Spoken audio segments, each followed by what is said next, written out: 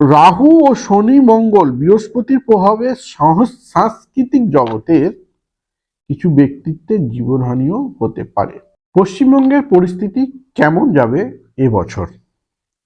পশ্চিমবঙ্গে কৃষি ব্যবস্থার উন্নতির যোগ দেখা যায়। এবছর পাট, আলু, ধান প্রকৃত কৃষি সম্পদে রাজ্যের আত্মনির্ভর করে উঠবে বা রাজ্য আত্মনির্ভর হয়ে উঠবে।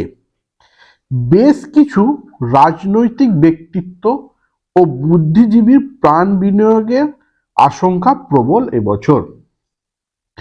রাজনৈতিক দুর্যোগ, অগ্নিকাণ্ড, নাশকতামূলক বিস্ফোরণ, প্রাকৃতিক দুর্যোগের ফলে সম্পদ নষ্টের যোগ কিন্তু পশ্চিমবঙ্গের এবছর বিদ্যমান।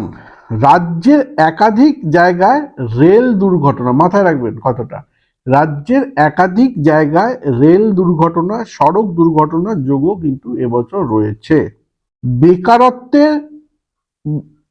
বেকারত্বের জন্য অনেক মানুষ পথে নামতে পারে। যুব সমাজ, ছাত্র বিক্ষোভ বা ছাত্র আন্দোলনও দেখা যেতে পারে।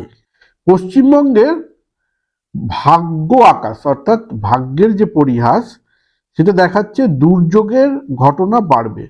বিভিন্ন জায়গায় দুর্যোগ হবে, ভূমিকম্প, জলের সমস্যা, ঝড়, ঠিক আছে।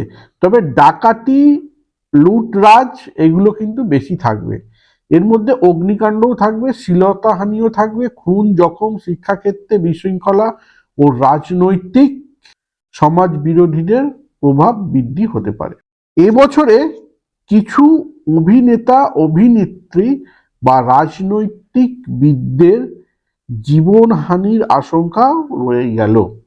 রাহু ও শনি মঙ্গল বৃহস্পতির প্রভাবে সাংস্কৃতিক জগতের কিছু ব্যক্তিত্বের জীবনহানিও হতে পারে।